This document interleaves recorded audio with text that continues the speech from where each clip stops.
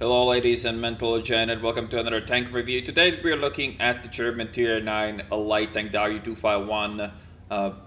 As always, before we get into any action, let's talk about the stats.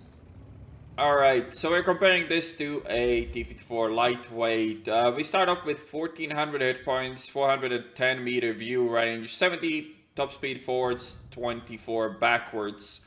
Power to weight 35.26, that gets instantly ruined by the terrible sub-stats, and while the power to weight is better on this tank, it is pretty much at the same speed of the T-54 lightweight, obviously without any of the armor. Tank traverse 45.8, effective traverse you can see on the screen. Gun depression 10, but we'll talk about that later. Gun elevation 18. When we come to the gun, we have 2145 base DPM, 240 damage per shot, 215 penetration, aiming time of 1.9, accuracy 0.35, with again really bad substats comparing it to the Russian counterpart. Shove velocity is pretty good as this does fire APCR now. And talking about that gun depression, you get only the 10 to the sides. To the front, the gun depression is only 5.8, and to the back it is -1, which is pretty fucking terrible. So yeah, gun depression can be really frustrating to work around with this tank, but that is definitely something you will have to learn to deal with if you want to play this tank effectively. Alright, so that's enough with the stats. So what is this tank like? Is it any good? And the simple answer to it, no it isn't. While the 1390 was a massive improvement over the old 1390 and was just generally better in every way and way more fun to play, and the gun was cool and the tank was nice, this thing is not. This thing is pretty much a downgrade from the old RU, partially because of the meta of the game at the moment, where there's a lot of light tanks and this tank gets heavily countered by pretty much all of them. It is only really okay on the big open maps, and even then it doesn't really have many advantages over tanks that are not well, any other light tank really in the game. So there's no real reason to play this over any of the other light tanks, and with the tier 10 being the way it is, there's no real reason to even bother grinding this. But let's talk about the issues of this tank and why do I feel like it is the shittiest tier 9 light tank in the game at the moment. So, first of all, there's a lot of T-49s in the game, and T-49 with a derp gun just ruins your life. It absolutely demolishes this tank. There's nothing you can really do to one of those. They do hit way too hard. T-49s without the derp gun are like this tank, only better. They're bigger and fatter with worse camo, but their firepower is better, their gun depression is better.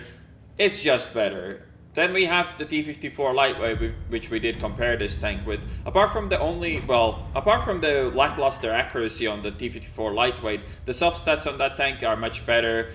It has quite a bit of armor, it has a lot of ramming potential as well, and ramming other light tanks in the T-54 lightweight is extremely common as well. And it's another tank that just flat out counters the RU, because it's pretty much the same with better DPM, higher alpha damage, and it just, you know, it just shits on this tank. There's not really much to say about it.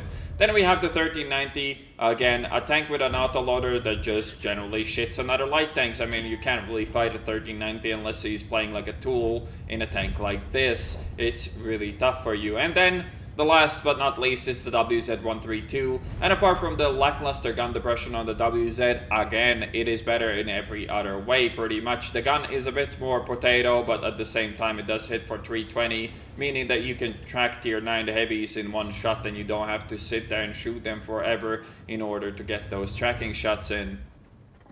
So right off the bat, it is pretty easy to say that this is the worst tier 9 light tank, and it is quite frustrating to play. The lackluster gun stats, well, while on paper being good, ruined by soft stats as per usual on German vehicles. Also, the absolute lack of armor and the amount of HE being spammed in the game means that this tank does get fucked quite often. Here we'll use that slightly higher pen than on some other tier 9 light tanks to pen the defender's lower plate, but still, I mean, the slight increases in gun stats on this tank really do not make up for the absolute lack of any other kind of substance on this. Also, the mobility is nice. You cannot really complain about that. I mean, it does go 70 forwards, and a lot of other tanks are capped in their top speed to where they cannot really compete with that. But again, only really useful on really big open maps, and now we're gonna definitely make use of that mobility to try to go for this Type 59,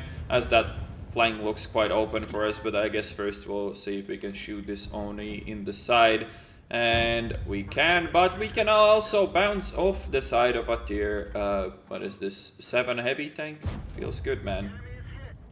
Also, the lackluster DPM pretty much is the same as on some, well, pretty much is the same as on most tier 8 mediums, and your hit point pool is the same as in tier 8 mediums, so you generally trade bad with tier 8 mediums, because a lot of them can also bounce your shots and get lucky. This tank doesn't bounce shit, and when your enemies load HE, it's very likely that they're gonna pen you as well. And another thing that completely wrecks this tank is the new arty, as their accuracy did get buffed and the damage got nerfed. Overall, I'm pretty sure that, well, I'm 100% sure that arty changes are for the better, but the problem is that arty now starts to hunt the lightly armored vehicles, and with a lucky shot they can just one-shot this shit even in the current form. So it still is very frustrating for tanks like this one, and being focused a lot by arty in light tanks is quite common now, and definitely is one of the drawbacks of the new arty.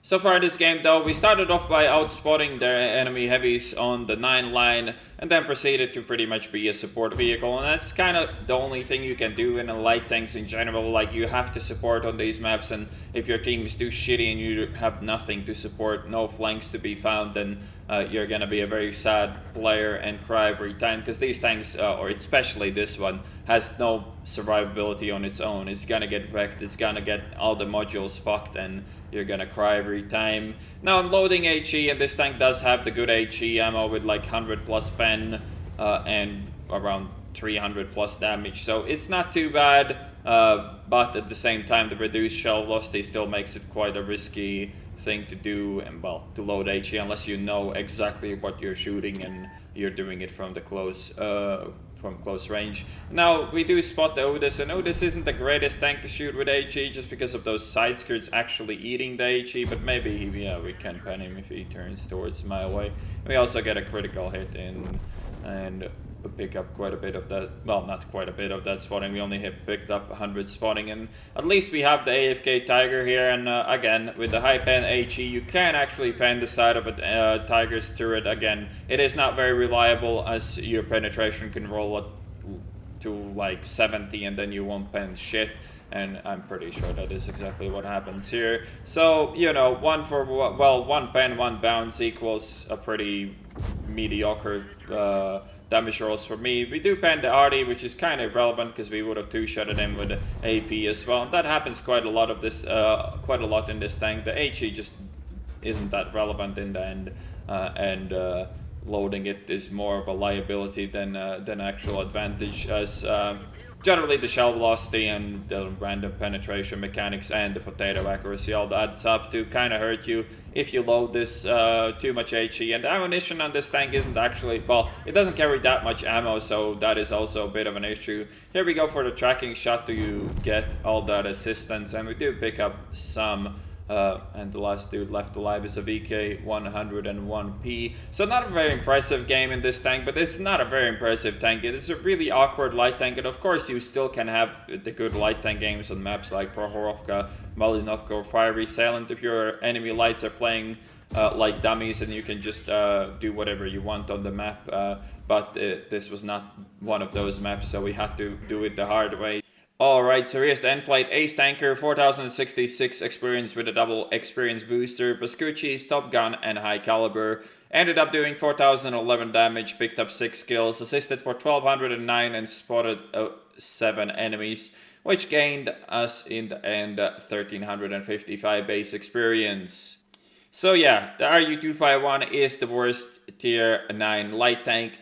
And spoiler alert, the tier 10 is also pretty damn lackluster, so I would really hold back on grinding this line The 1390 line is a much better choice. The Chinese light tanks also much better choice.